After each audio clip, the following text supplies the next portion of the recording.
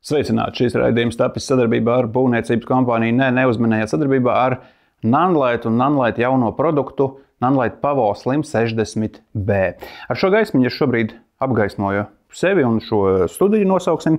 Un kas ir baigi forši? Pats panelīts ir ļoti vienkāršs, bet panelīts ir modulārs. Tas nozīmē, ka jūs viņu varat likt kopā vairākus un izmantot vairākus.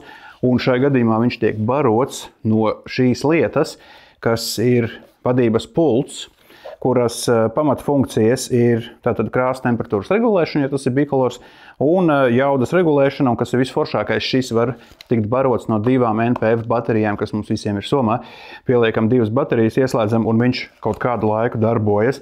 Protams, ar V-mount bateriju tas ir ilgāk un tā tālāk, bet drīzumā solās būt arī Pavo Slim 120, Pavo Slim 240 paneļi, kas ir lielāki, jaudīgāki un foršāki. Šis arī ir ļoti foršs, ļoti jauks, ļoti modulārs. Un, es domāju, kādā reizē par šo pastāstīšu vairāk konkrētāk. Ļoti moderna, ļoti forša gaisma, ar daudz aksesuāriem, ļoti modulāra un ļoti, es teiktu, ērta. Paņemam līdzi šādu somiņu, pats panelīts ir mazs un viegls, divas baterijas un barojam. Bet ne par to šodien stāsts. Šodien stāsts ir par mazliet citu preci. Un šodien man ir rokā ļoti dīvains objektīvs. Un ļoti dīvains, tāpēc, ka šis objektīvs nonāca manās rokās pēc kaut kāda laika. Ja jūs atceraties, pirms laika es runāju par Tamron 50 līdz 400 mm objektīvu, kas nav baigi gaismas spējas, kas ir parasts vienkārši zoom objektīvs. Un tam objektīvam bija tātad divi nosacīti mīnus. Viņš bija pasmaks, bet ciešami pasmaks. Un tas objektīvs bija cenu kategorijā, kas bija tā kā, mazliet virs budžeta. Ja? Tas bija tā kā, vidējā klasa tas objektīvs. Un tad Tamrons paziņoja, ka viņi izlaidīs 50 līdz 300 mm. Tas ir šis, ja, diafragma f4,5 līdz 6,3. Tātad kaut kas ļoti dīvains, un visiem tas jautājums, kāpēc tagad tāds objektīvs, priekš kam viņš mums vajadzīgs. Bet atgriezīsimies nesenā pagātnē. Šī ir fotogrāfija, kura no manām stoku fotogrāfijām ir vispārdotākā. Šī fotogrāfija nopelnījusi, 3000 eiro, kaut ko tādu.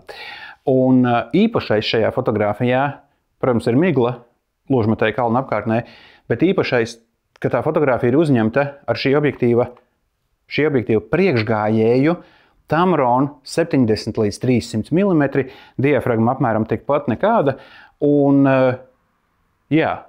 morāli šis objektīvs ir nākamais. Kāpēc? Tātad šie ir Tamrona, es teiktu, iesācēju zoom objektīvi, iesācēju teleobjektīvi, kur jūs dabūjat tos 300 mm salīdzinoši lēti. Jā, viņš bīdās ārā. Protams, visi viņi bīdās ārā un tā tālāk. Bet salīdzinot ar 400, šis ir uz pusi vieglāks. Viņš ir mazs, kompakts, un viņš patiešām atgādina to 70-300, kas bija vismaz plasmasīgs, un tas bija viens no, sens Tamron objektīvs.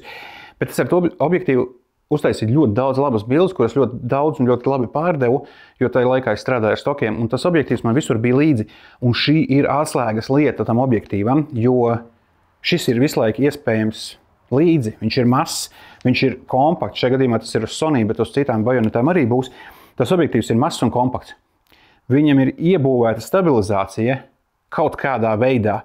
Tā stabilizācija nav atslēdzama uz korpusa, nemeklējiet uz korpusa, nav nekādu pogu, ir tikai lok, kas jums noloko zoomu 50 mm un viss, tad nekādu ekstru.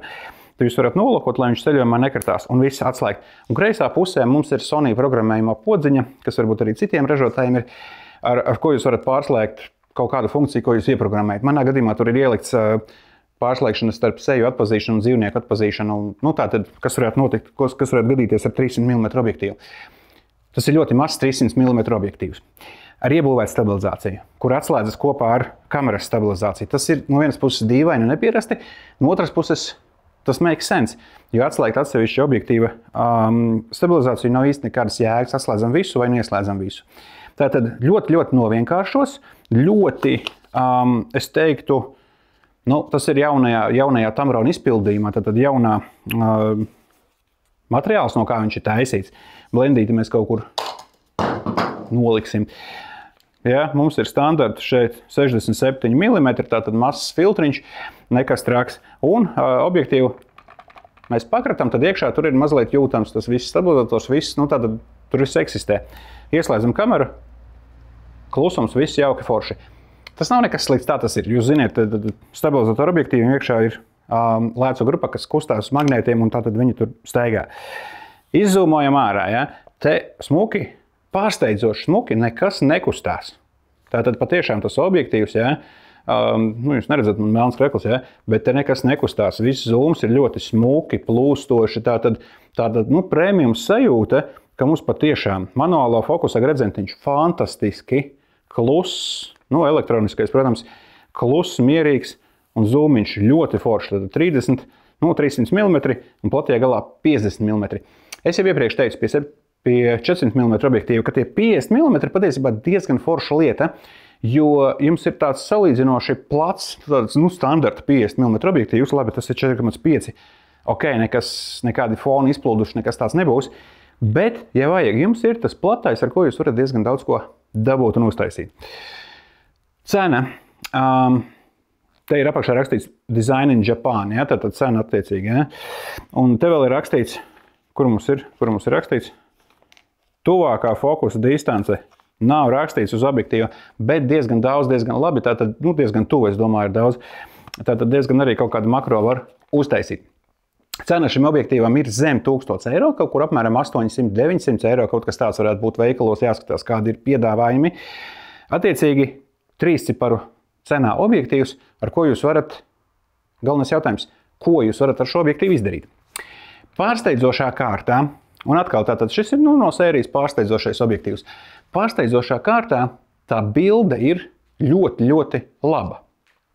Es neteikšu izcila, jo, ja mēs noliksim blakus 300 mm f2.8 objektīvu, ja teiksim to pašu Sony ražojumu, jūs redzēsiet atšķirību. Protams, tas ir 4–5 tūkstoši objektīvs un šis ir 800 eiro objektīvs, bet priekš tās cenas, tātad budžeta klases objektīva, kvalitāte ir ļoti, ļoti jauka. Ļoti, tātad, es teiktu, komerciālā vērtība tām bildēm ieslēdzas tā, ka jūs uzgriežat f8. Es mēģināju mazliet zemāk un tā tālāk, bet, teiksim, f8, f7 kaut kas. f8 principā ir saldais ēdiens. Tātad uzliekam šo objektīvu, uzgriežam f8 un ejam bildējam visu, ko viņš dara. Sliktas gaismas, jeb low light situācijas, protams, būs atkarīgs no jūsu kameras, ko tā spējas izdarīt un tā tālāk. Šajā gadījumā tas ir A7 IV Sony, tātad 33 megapikseli. Un šeit jāpiebilst, ka tas objektīvs ir visticamāk arī domāts un ražots sensoriem ar 24, 30, ne vairāk megapikseļiem.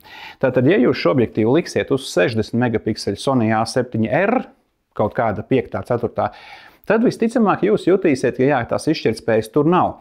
Bet uz 24, uz 33 megapikseļu sensoru šis objektīvs dod fantastiski labu rezultātu. Atkal es saku priekš sevis pārsteidzoši. Jo es šo objektīvu paņēmu tā kā ar gariem zobiem, labi izmēģināšu, paskatīšos, kas tur notiek ar viņu. Jo man interesē, kāpēc Tamrons taisa tagad 50–400 un tad pēkšņi 50–300. Kur ir tas, kur ir tirgus, kur ir biznesa? Un tas tirgus ir tajā kompaktumā. Tātad kompakts, lēts, es teiktu, jā, zem 1000 objektīvs tas ir lēti un ar ļoti labu bildes kvalitāti. Ja mēs lietojam f8, mēs dabūjam super 8 bildīti. Ja mēs lietojam vaļā atvērtu, 6,3 garajā galā, tad mēs dabūjam ļoti patiesībā pat pieņemamu attēlu, ko mēs varam mazliet uzasināt šobrīd pēcapstrādē. Tātad, gari nerunājot, forši, ka Tamrons šo objektīvu turpina. Bijušo tātad 70–300 lētu objektīvu.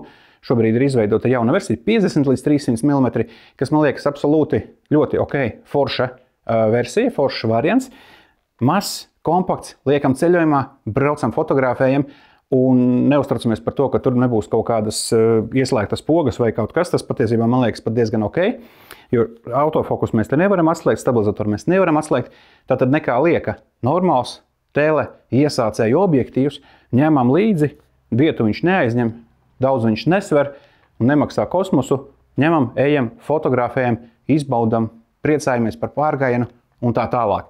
Tātad šis ir no pārsteiguma sērijas objektīviem. Iesaku noteikti pamēģiniet, noteikti, ja jūs meklējat teleobjektīvu, šis būs ļoti, ļoti labs variants. Neko lētāk jūs nedabūsiet. Ja jūs ņemsiet vecos Tamronus, vecās Sigmas, jūs nedabūsiet to kvalitāti, kas ir šeit. Šeit tomēr ir jāpasās specifikācija, tur bija sarakstīti diezgan daudz tie lēcu pārklājumi, kādi šeit mums eksistē.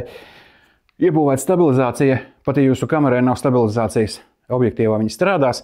Un viss, klusais motors, ātrs autofokus, viss darbojas ļoti, ļoti forši. Bet atceramies, tad budžeta klases objektīvs ar ļoti labu sniegumu. 70-300 mm. Tamroniņš. Jauks. Ja man nebūtu lielais Sony objektīvs, šis noteikti būtu ceļojuma objektīvs, ceļojuma opcija. Un fantastiski. Jūs braucat ceļojumā, ko paņemt līdz 2 objektīvus, 50 līdz 300 un kaut ko platajā galā, ja jums gribas kādu ainavu paņemt platāku. Tātad katrā ziņā droši iesaku, ļoti ir vērts pievērst uzmanību šim objektīvam. Ja jūs meklējat teleobjektīvu un jūs iesācēji un gribat sākt kaut ko darīt, tad šis noteikti ir labs sākums. Paldies Focus Nordic par šo objektīvu, ko man iedeva izmēģināt. Tātad tas ir pilnīgi tāds neatkarīgs skatījums un neatkarīgs izmēģinājums. Ja, neviens man par to nemaksā, diemžēl.